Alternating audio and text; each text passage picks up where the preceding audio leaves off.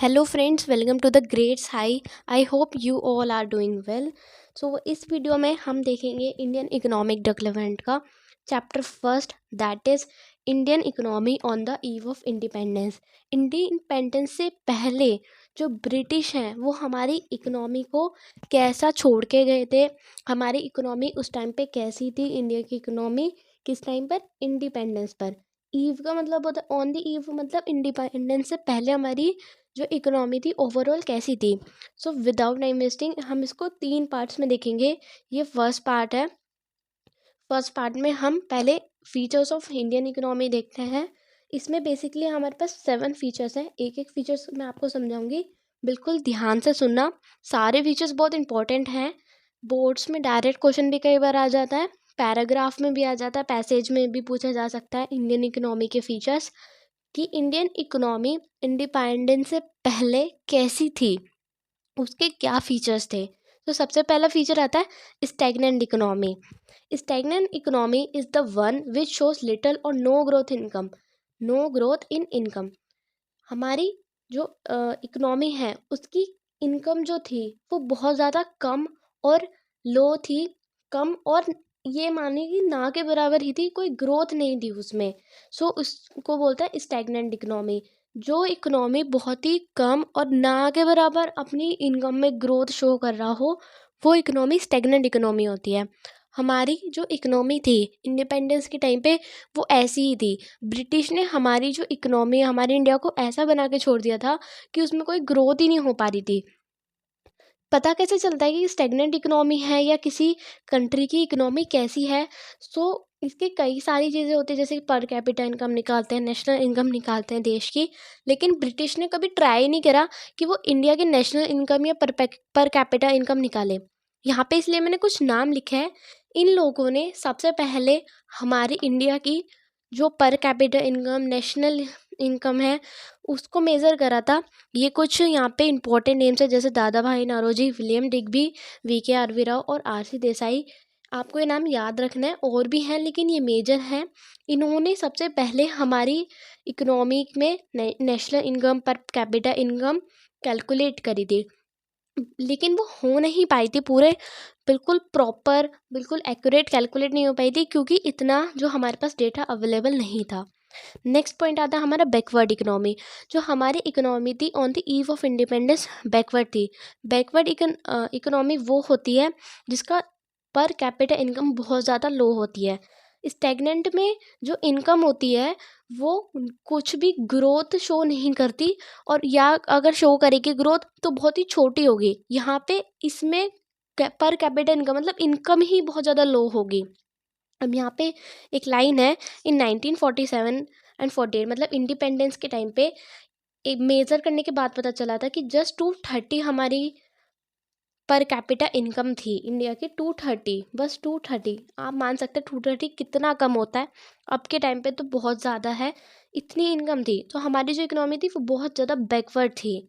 Next point आता है dominance of agriculture. जैसे कि आपको पता है इंडिपेंडेंस के टाइम इंडस्ट्री एरिया बहुत कम था, अर्बनाइजेशन बहुत कम था, फैक्ट्री वगैरह या फिर कंपनी एमएनसीज भी नहीं थी। सारे भी जो लोग हैं, ज़्यादातर जो मेजोरिटी ऑफ द पीपल हैं, वो एग्रीकल्चर पे डिपेंड थे, इसलिए बोला गया डोमिनेंस ऑफ एग्रीकल्चर। डोमिनेंस होता है जिस चीज़ की ज़्यादा चल रही होती है, जो मेजोरिटी में होता है उसको डोमिनेंस बोलते हैं। 72% of the population was engaged in agriculture. 72%, 100% का 72% हमारा एग्रीकल्चर पे डिपेंडेंट था। अब सोचिए 72% पीपल एग्रीकल्चर पे डिपेंड है, तो जीडीपी पे कितना आना चाहिए, लेकिन जीडीपी में उतना परसेंटेज में नहीं शो कर रहे थे, सिर्फ 50% शो कर पा रहे थे। मतलब हाफ, मोर देन हाफ से ज़्यादा पॉपुलेशन एग्रीकल्चर में है, लेकिन एग्रीकल्चर से जीडीपी से 50% कंट्रीब्यूट हो रहा है। तो आप सोच ही सकते हैं कि हमारी जो इकोनॉमी थी वो कितनी बैकवर्ड थी, कितनी स्टेगनेंट थी। नेक्स्ट आता है ब्लीक इंडस्ट्रियलाइजेशन। ब्लीक इंडस्ट्रियलाइजेशन का मतलब यहाँ पे है कि हमारे इकोनॉमी में इंडस्ट्रीज़ बहुत कम थी। इंडिया में बहुत कम ही इंडस्ट्रीज़ थी, इतनी कम थी कि अ, हमारे कि हमें दूसरे देशों पे अपनी जो बेसिक नीड्स हैं उनके लिए भी डिपेंडेंट होना पड़ रहा था। हमारी जो इंडस्ट्री थी ना, वो दो चीज़ों में बहुत ज़्यादा नोन थी, जैसे हैंडीक्राफ्ट्स वगैरह की जो चीज़ें होती हैं, हमारा जो इंडस्ट्रियल सेक्टर था हैंडीक्राफ्ट में बहुत फेमस था, जैसे जूट वगैरह की जो थिंग्स होती है वो इंडिया इस चीज़ के लिए बहुत फेमस था। ब्रिटिश ने इसी का फ़ायदा उठाया और उसे ब्रिटिश जो रूलर थे उन्हें लगा कि इंडिया इस चीज़ में आगे जा रहा है, तो उन्होंने ऐसी पॉलिसी अपनाई जिससे हमारी जो हैंडीक्राफ्ट इंडस्ट्री है वो ख़त्म होती चलेगी, सिस्टमेटिकली डिस्ट्रॉयड होती चली गई। सो इसलिए यहाँ पे ब्लीक इंडस्ट्रियलाइजेशन बोला गया है। नेक्स्ट पॉइंट है हैवी डिपेंडेंस ऑन इम्पोर्ट। जैसे मैंने आपको इस वाले पॉइंट में बताया कि हम बहुत ज़्यादा डिपेंडेंट थे बेसिक थिंग्स के लिए भी फॉरेन कंट्री पे। So heavy dependence on import, import का मतलब होता है बाहर की कंट्री से सामान वगैरह मंगाना। सो बेसिक चीज़ जैसे swing machine, kerosene oil, bicycle, defence equipment of production, जो बेसिक थिंग्स थी ना, हमारे पास उनके लिए भी मशीन नहीं थी, इंडस्ट्री नहीं थी, क्योंकि पैसा ही नहीं था। हमारी जो इंडिया था बहुत उस टाइम तक गरीब हो चुका था due to British rule. Next point अब इसमें देखते हैं limited urbanisation. In 1948 only 14% population जो थी ना अर्बन एरिया में रहती थी, मतलब शहरों में रहती थी। ज़्यादातर पॉपुलेशन जो हमारी 86 पॉपुलेशन थी वो रूरल एरिया मतलब विलेज एरिया में रहती थी और एग्रीकल्चर पर डिपेंडेंट थी। अगर अर्बनाइजेशन नहीं होगा तो इन किसी भी कंट्री की ग्रोथ नहीं हो पाएगी, ये आपको मानना चाहिए। क्योंकि शहरों में रह के वहाँ पे इंडस्ट्रीज़ बनती हैं, शहरों में रह के काम ज़्यादा मिलता है, स्कूल्स होते हैं क्योंकि शहरों में ज़्यादा फैसिलिटीज़ अवेलेबल होती हैं, गाँवों में इतनी नहीं होती। नेक्स्ट पॉइंट है सेमी फेडरल इकोनॉमी। हमारी जो इकोनॉमी थी इंडिपेंडेंस के टाइम पे सेमी फेडरल थी। सेमी फेडरल का मतलब होता है जो कैपिटलिस्ट और सोशलिस्ट इकोनॉमी का मिक्सचर हो, जो प्राइवेट सेक्टर और पब्लिक सेक्टर का मिक्सचर हो। मतलब यहाँ पे गवर्नमेंट का रूल भी चल रहा था और प्राइवेट सेक्टर्स का भी रूल चल रहा था, उसको बोलता है फेडरल इकोनॉमी। तो ये सेमी फेडरल इकोनॉमी थी। It was not Holi federal, not a capitalist economy, मतलब पूरा गवर्नमेंट का राज भी नहीं था, प्राइवेट का राज नहीं था, ये मिक्स्ड इकोनॉमी थी। अब भी इंडिया की मिक्स्ड इकोनॉमी है, लेकिन उस टाइम पर भी मिक्स्ड इकोनॉमी थी, ये सेमी फेडरल इकोनॉमी थी। अब जैसे कि मैंने आपको पिछले पॉइंट में बताया था कि जो 72% पॉपुलेशन थी वो एग्रीकल्चर सेक्टर पे डिपेंड थी, लेकिन एग्रीकल्चर से सिर्फ 50% हमारा जीडीपी कंट्रीब्यूशन हो रहा था। सो हमें ये देखना ज़रूरी है कि ऐसा क्यों हो रहा था। सो हम पढ़ेंगे state of agriculture sector on the eve of independence. So इसके 7 फीचर्स बताए गए हैं। एग्रीकल्चर सेक्टर में 7 फीचर्स ये हमारे थे उस टाइम पर, जिसकी वजह से 72% पॉपुलेशन एग्रीकल्चर पर डिपेंड थी, लेकिन 50% ही जीडीपी कंट्रीब्यूशन था एग्रीकल्चर सेक्टर से। तो सबसे पहला आता है हमारा low production and productivity. Low production and productivity का मतलब यहाँ पे है, सबसे पहले आपको बताती हूँ प्रोडक्शन क्या होता है। Production refers to the total output and जो प्रोडक्टिविटी होती है it refers to the output per hectare of land. Production का मतलब कितना टोटल उगाया जा रहा है और प्रोडक्टिविटी कितना पर हेक्टेयर ऑफ लैंड उगाया जा रहा है। ये दोनों ही हमारे इंडिपेंडेंस के टाइम पे बहुत कम था, इसलिए हमारा कंट्रीब्यूशन बहुत कम था जीडीपी में। फिर आता है next exploitative land settlement system. इसमें क्या था, जमींदारी सिस्टम था इकोनॉमिक। हमारी on the eve of independence British rules ने क्या करा था, एक एक्सप्लॉयटेटिव लैंड सेटलमेंट सिस्टम अपनाया गया था उस टाइम पे, जिसको बोलते हैं हम जमींदारी सिस्टम। जमींदारी सिस्टम। इसमें क्या था, जो सारा पैसा था वो मिडल मैन खा जाते थे, कुछ भी किसानों को नहीं मिलता था, थोड़ा बहुत ही किसानों को मिलता था, लेकिन वो कर्जे में इतना डूब जाते थे कि वे कुछ ग्रोथ ही नहीं कर पाते थे। इसकी वजह से हमारा जो एग्रीकल्चर सेक्टर था वो बहुत ज़्यादा अफेक्टेड था। फिर नेक्स्ट पॉइंट आता है फोर्स कमर्शलाइजेशन ऑफ एग्रीकल्चर। इसका मतलब होता है उन क्रॉप का ग्रो कराना या ग्रोथ होना जो मार्केट शेयर के लिए ज़रूरी है। जैसे कि आप नील की खेती ले लीजिए, जो नील की खेती होती है वो प्रोडक्टिविटी कम कर देती है लैंड की, लेकिन ब्रिटिश क्या करते थे, उसे ही उगवाते थे क्योंकि उनका प्रॉफिट उससे बहुत ज़्यादा होता था। तो ये था हमारा फोर्स कमर्शलाइजेशन ऑफ एग्रीकल्चर।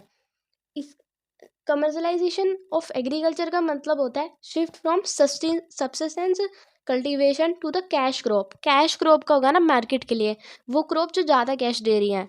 सो उस टाइम पर इसकी वजह से भी हमारे एग्रीकल्चर सेक्टर पे बहुत ज़्यादा इफेक्ट हो रहा था। नेक्स्ट आता है लैक ऑफ इन्वेस्टमेंट। हमारे इंडिपेंडेंस के टाइम पर जो ब्रिटिश था ब्रिटिश जो रूलर्स थे वो बिल्कुल भी इन्वेस्टमेंट करने के लिए तैयार नहीं थे एग्रीकल्चर सेक्टर में।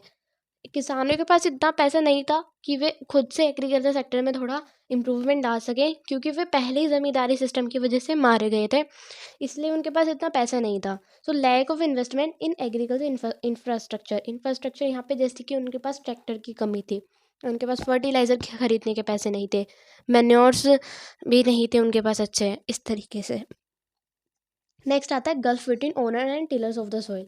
जैसे कि मैंने आपको बताया ज़मींदारी सिस्टम था पहले, सो बहुत डिफरेंस आ रहा था ओनर और टिलर्स में। टिलर्स यहाँ पे पीजेंट्स हैं, ओनर यहाँ पे जो उस लैंड के ओनर है, जो उसका पूरा पैसा खाता है। तो वे क्या करते हैं, वे ज़्यादा अपना प्रॉफिट मैक्सिमम पे ध्यान देते हैं, अपना प्रॉफिट चाहते हैं वो किसानों को बहुत कम पैसे देते हैं, इसलिए उनके बीच में डिफरेंस क्रिएट हो रहा था, गल्फ क्रिएट हो रहा था। नेक्स्ट पॉइंट आता है हमारा स्मॉल एंड फ्रेगमेंटेड होल्डिंग्स। पहले क्या था, छोटे छोटे टुकड़े कहीं खेत कैसे बटे हुए थे, कोई यहाँ पे है तो कोई यहाँ पे है, इससे जो प्रोडक्टिविटी थी वो बहुत ज़्यादा लो थी, क्योंकि स्मॉल और बटे हुए होल्डिंग्स थे। होल्डिंग्स मतलब यहाँ पे लैंड के टुकड़े हुए बहुत अलग अलग जगह बटे हुए थे, तो प्रोडक्टिविटी कम थी, ये भी हमारे एग्रीकल्चर सेक्टर को इफेक्ट कर रहा था। नेक्स्ट आता है सब्सिस्टेंस आउटलुक। इसका मतलब होता है कि जो फार्मर थे उस टाइम पे उनकी थिंकिंग ये थी कि वे सिर्फ उतना ही उगाएंगे कि जिससे उनका घर का गुजारा चल सके। उनका कोई इंटेंशन नहीं था कि वे मार्केट में बेचे और पैसा कमाए, क्योंकि पहले एजुकेशन पे तो कुछ इतना कोई खर्चा करते नहीं था, किसी को एजुकेशन का इतना इम्पोर्टेंस पता नहीं थे, कोई ट्रेवलिंग नहीं करता था, इतना टूरिस्ट का कोई था ही नहीं पहले, इसलिए उन्हें पैसे ही नहीं चाहिए थे, और एक्स्ट्रा बस उन्हें अपने घर का चलाना था कि खाना पीना हो जाए, इसलिए वो सिर्फ उतना ही आउटलुक चाहते थे, इतना ही आउटपुट चाहते थे कि वे अपने फैमिली को फीड कर सकें। सो उस टाइम ये भी एक मेजर रीज़न था हमारे एग्रीकल्चर सेक्टर को पीछे रहने में। So these are the main points, please remember them. Thank you. Next video में हम बात करेंगे कैसे इंडस्ट्रियल सेक्टर अफेक्ट हुआ था, और कैसे हमारा जो इंडिया था वो दूसरे देश पे डिपेंड था, और चीज़ों के लिए हम अपनी डेमोग्राफिक प्रोफाइल देखेंगे। Thank you for watching this video.